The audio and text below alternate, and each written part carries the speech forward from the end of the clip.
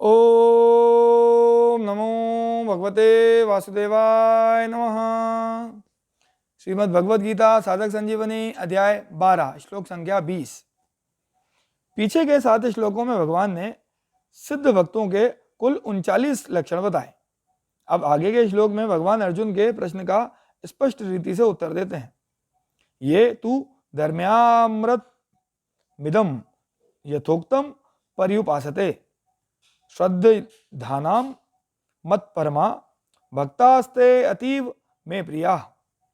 जो मेरे में श्रद्धा रखने वाले और मेरे परायण हुए भक्त पहले कहे हुए इस धर्ममय अमृत का अच्छी तरह से सेवन करते हैं, वे मुझे अत्यंत प्रिय हैं। ये तू, यहाँ ये पद से भगवान ने उन साधक भक्तों का संकेत किया है जिनके विषय में अर्जुन ने पहले श्लोक में प्रश्न करते हुए ये पद का प्रयोग किया था। उसी प्रश्न के उत्तर में भगवान ने दूसरे श्लोक में सगुण की उपासना करने वाले साधकों को अपने मत में ये और ते पदों से युक्तात्मा बताया था। फिर उसी सगुण उपासना के साधन बताए और फिर सिद्ध भक्तों के लक्षण बताकर अब उसी प्रसंग का उपसंहार करते हैं। यहाँ ये पद उन परम श्रद्धालु भगवत परायण साधकों के लिए आया है जो सिद्ध भक्तों के लक्षणों को आदर्श मानकर साधन करते हैं। तू पद का प्रयोग प्रकरण को अलग करने के लिए किया जाता है।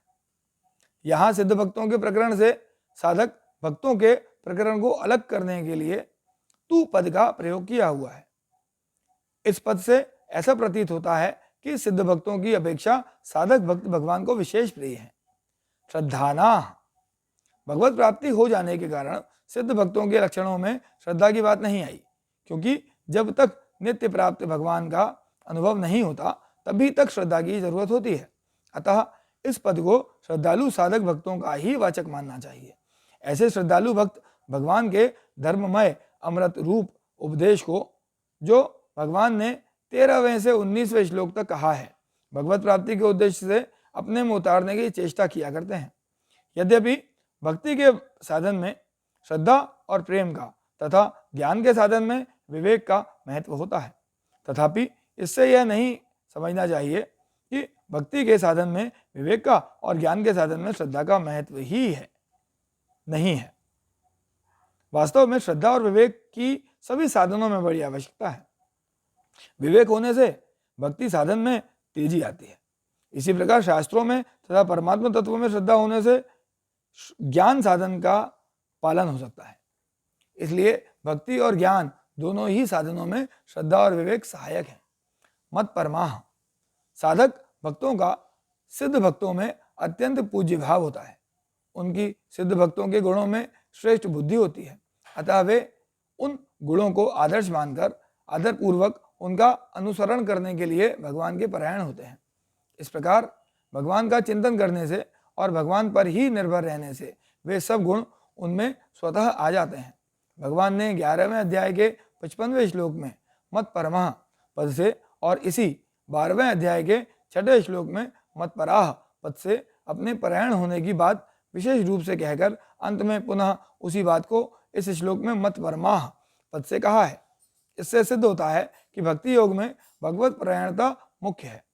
भगवत परायण होने पर भगवत कृपा से अपने आप साधन होता है और असाधन या साधनों के विघ्नों का नाश होता है। धर्म्यामृत मिदम यथोक्तम,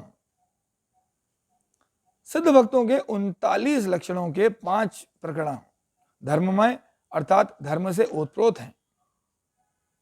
उनमें किंचित मात्र भी अधर्म का अंश नहीं है। जिस साधन में साधन विरोधी अंश सर्वथा नहीं होता, वह साधन अमृत तुल्य होता है। पहले कहे हुए लक्षण समुदाय के धर्ममय होने से तथा उसमें साधन विरोधी कोई बात न होने से ही उसे धर्म्यामृत संज्ञा दी गई है। साधन में साधन विरोधी कोई बात न होते हुए भी जैसा पहले कहा गया है, ठीक वैसा का वैसा धर्ममय अमृत का सेवन तभी संभव है जब साधक का उद्देश्य किंचित मात्र भी धन, मान, बड़ाई, आदर, सत्कार, संग्रह, सुख भोग आदि का न होकर एकमात्र भगवत प्राप्ति ही हो। प्रत्येक प्रकरण के सब लक्षण धर्म्यामृत हैं। अतः साधक जिस प्रकरण के लक्षणों को आदर्श मानकर साधन करता है उसके लिए वही धर्मामृत है।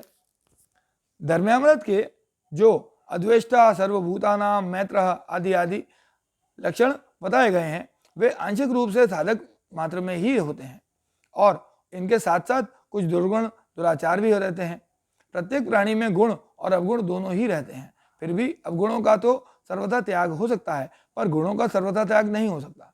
कारण कि साधक साधन और स्वभाव के अनुसार सिद्ध पुरुष में गुणों का तारतम्य तो रहता है परंतु उनमें गुणों की कमी रूप अवगुण किंचन मात्र भी नहीं रहता।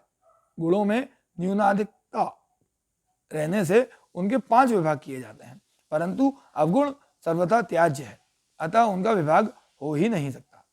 साधक सत्संग तो करता है पर साथ ही साथ कुसंग भी होता रहता है। वह संयम तो करता है पर साथ ही साथ असंयम भी होता ही रहता है। वह साधन तो करता है पर साथ ही साथ असाधन भी होता रहता है। जब तक साधन के साथ असाधन अथवा गुणों के साथ अवगुण रहते हैं तब तक साधक की साधना पूर्ण नहीं होती। कारण कि असाधन के कारण या असाधन के साथ साधन अथवा अवगुणों के साथ गुण उनमें भी पाए जाते हैं जो साधक नहीं है। इसके सिवाय जब तक साधन के साथ असाधन अथवा गुणों के साथ अवगुण रहते हैं तब तक साधक में अपने साधन अथवा गुणों का अभिमान रहता है जो आसुरी संपत्ति का आधार है। इसलिए धर्मामृत का यथोक्त सेवन करने के लिए कहा गया है। तात्पर्य यह है कि इसका ठीक वैसा ही पालन होना चाहिए जैसा वर्णन किया गया है। अगर धर्मामृत के सेवन में दोष या असाधन भी साथ रहेंगे तो भगवत प्राप्ति नहीं होगी। अतः इस विषय में साधक को विशेष सावधान रहना चाहिए। यदि साधन में किसी कारणवश आंशिक रूप से कोई दोषमय वृत्ति उत्पन्न हो जाए तो उसकी अवहेलना न करके तत्परता से उसे हटाने की चेष्टा करनी चाहिए। चेष्टा करने पर भी न हटे तो व्याकुलता पूर्वक प्रभु से प्रार्थना करनी चाहिए। जितने सद्गुण, सदाचार, सद्भाव आदि होते हैं वे सब के सब सत अर्थात परमात्मा के संबंध से ही होते हैं। इसी प्रकार दुर्गुण, दुराचार, दुर्भाव आदि सब असत के संबंध से ही होते हैं। दुराचारी से दुराचारी पुरुष में भी सद्गुण सदाचार का सर्वदा अभाव नहीं होता क्योंकि सत या परमात्मा का अंश होने के कारण जीव मात्र का सत से नित्य सिद्ध संबंध है। परमात्मा से संबंध रहने के कारण किसी न किसी अंश में उनमें सद्गुण सदाचार रहेंगे ही। परमात्मा की प्राप्ति होने पर असत से सर्वथा संबंध विच्छेद हो जाता है और दुर्गुण, दुराचार, दुर्भाव आदि सर्वथा नष्ट हो जाते हैं। सद्गुण, सदाचार, सद्भाव भगवान की संपत्ति है। इसलिए साधक जितना ही भगवान के सम्मुख अथवा भगवत परायण होता जाएगा उतने ही अंश में स्वतः सद्गुण, सदाचार, सद्भाव प्रकट होते जाएंगे और दुर्गुण, दुराचार, दुर्भाव नष्ट होते जाएंगे। राग, द्वेष, हर्ष, शोक, काम, क्रोध आदि अंतःकरण के विकार हैं, धर्म नहीं। धर्मों के साथ धर्म का नित्य संबंध रहता है। जैसे सूर्य रूप धर्मों के साथ उष्णता रूप धर्म का नित्य संबंध रहता है जो कभी मिट नहीं सकता। अतः धर्मों के बिना धर्म और धर्म के बिना धर्मी या धर्मी के बिना धर्म तथा धर्म के बिना धर्मी नहीं रह सकता। काम, क्रोध आदि विकार साधारण मनुष्य में भी हर समय नहीं रहते। साधन करने वाले में कम होते रहते हैं और सिद्ध पुरुष में तो सर्वथा ही नहीं रहते।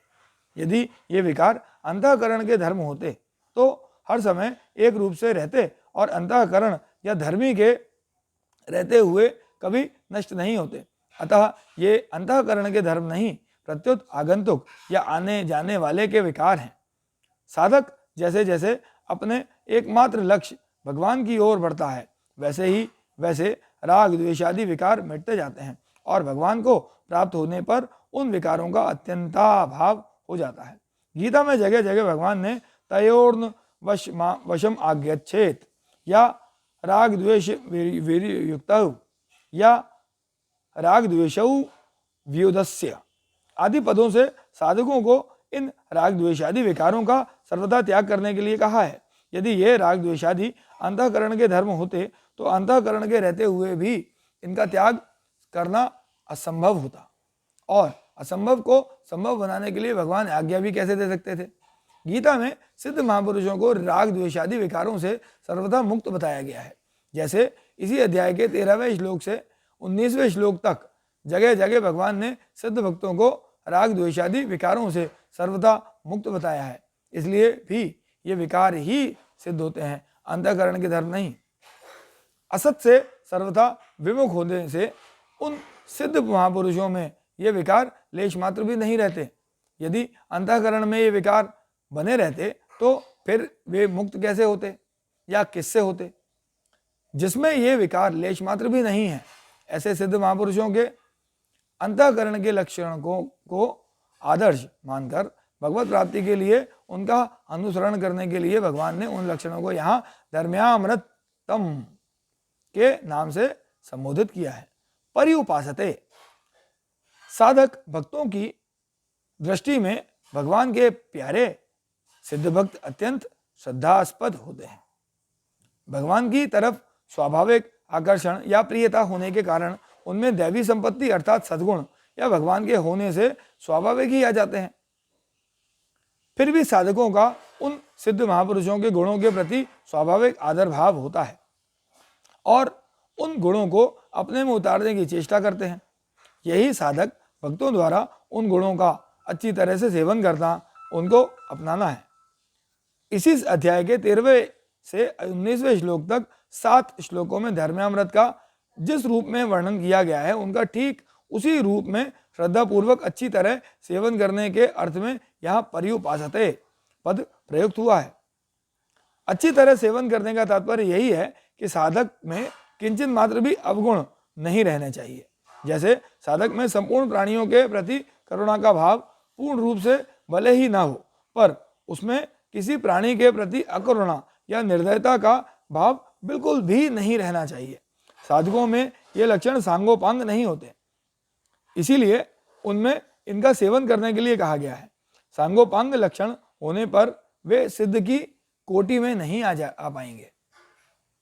साधक में भगवत प्राप्ति की तीव्र उत्कंठा और व्याकुलता होने पर उसके अवगुण अपने आप नष्ट हो जाते हैं, क्योंकि उत्कंठा और व्याकुलता अवगुणों को खा जाती है तथा उसके द्वारा साधन भी अपने आप होने लगता है। इस कारण उसको भगवत प्राप्ति जल्दी और सुगमता से हो जाती है। भक्तास्ते अतीव में प्रिया, अर्थात भक्ति मार्ग पर चलने वाले भगवत आश्रित साधकों के लिए यहाँ भक्ताह पद प्रयुक्त हुआ है। भगवान ने 11वें अध्याय के 53वें श्लोक में वेदाध्ययन, तप, दान, यज्ञ आदि से अपने दर्शन को दुर्लभता बताकर 54वें श्लोक में अनन्य भक्ति से अपने दर्शन की सुलभता का वर्णन किया। फिर 55वें श्लोक में अपने भक्त के लक्षणों के रूप में अनन्य भक्ति के स्वरूप का वर्णन किया। इस पर अर्जुन ने इसी 12वें अध्याय के पहले श्लोक में यह प्रश्न किया कि सद्गुण या सगुण साकार के उपासकों और निर्गुण निराकार के उपासकों में श्रेष्ठ कौन है?